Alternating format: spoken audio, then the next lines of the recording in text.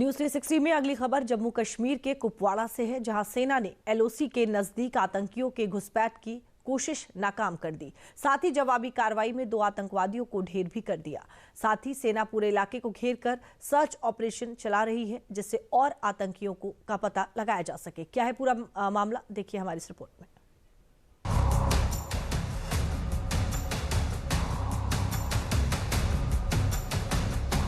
देश की सुरक्षा और संप्रभुता पर किसी प्रकार का कोई आंच न आए, इसके लिए भारतीय सेना पूरी तरीके से कमर कस चुकी है। लिहाजा भारत की तरफ कोई आंख उठाए उससे पहले उस आंख को हमेशा के लिए बंद करने की मुहिम में भारतीय सेना जुट चुकी है और आतंकियों को चुन चुनकर मार गिराया जा रहा है और उन आतंकियों के नापाक मंसूबों को पूरी तरीके से नेस्तनाबूद किया जा रहा है। इसी क्रम में सेना को एक और उपलब्धि मिली है, जहाँ जम्मू कश्मीर के कुपवाड़ा में सेना ने कई आतंकियों को मार गिराया है। ये आतंकी भारत में किसी बड़े हमले की फिराक में थे। कुपवाड़ा जिले में मंगलवार सुबह सुबह आतंकवादियों और सेना के बीच मुठभेड़ हुई। जम्मू कश्मीर के कुपवाड़ा में सुरक्षा बलों ने 2 आतंकियों को मार गिराया। 13 अक्टूबर को शाम एलओसी के पास कुंभकड़ी के जंगल में यह ऑपरेशन जारी है। आतंकियों ने कई बार यहां से घुसपैठ की कोशिश की थी, जिस कोशिश को सुरक्षा बलों ने नाकाम कर दिया। ठंड की शुरुआत हो चुकी है और जम्मू कश्मीर में भारी बर्फबारी और कोहरे का फायदा उठाकर आतंकी सीमा पार कर भारत में घुसपैठ की कोशिश करते हैं, लेकिन हर बार उनके इरादे को भारतीय सेना नापाक कर देती है और उनको कब्र में भेजने का पूरा बंदोबस्त कर देती है।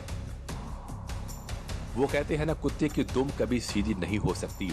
ये लाइन पाकिस्तान के पाले हुए आतंकियों पर बिल्कुल फिट बैठती है, क्योंकि हर बार ये आतंकी भारत के खिलाफ साजिश रचते हैं और हर बार भारतीय सेना इनकी साजिश और इनको मिट्टी में मिला देती है। बीते दिनों सेना ने एक और बड़ी कार्रवाई की थी, जिसमें कई आतंकी मारे गए थे।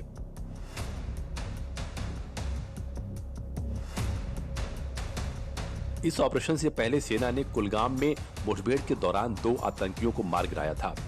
ये ऑपरेशन सेना की तरफ से 8 सितंबर को चलाया गया था। गुड्डर के जंगलों में आतंकवादियों और सुरक्षा बलों के बीच मुठभेड़ हुई थी। सेना ने इसको ऑपरेशन गुड्डर नाम दिया था। इस ऑपरेशन के दौरान भारतीय सेना के 2 जवान भी शहीद हो गए थे। ऑपरेशन गुड्डर में मारे गए एक आतंकी की पहचान शोपियां के रहने वाले आमिर अहमद डार के तौर पर हुई थी, जो लश्कर तैयबा से जुड़ा था और सितंबर 2023 से एक्टिव था। पहलगाम हमले के बाद से सेना इन आतंकियों की तलाश कर रही थी।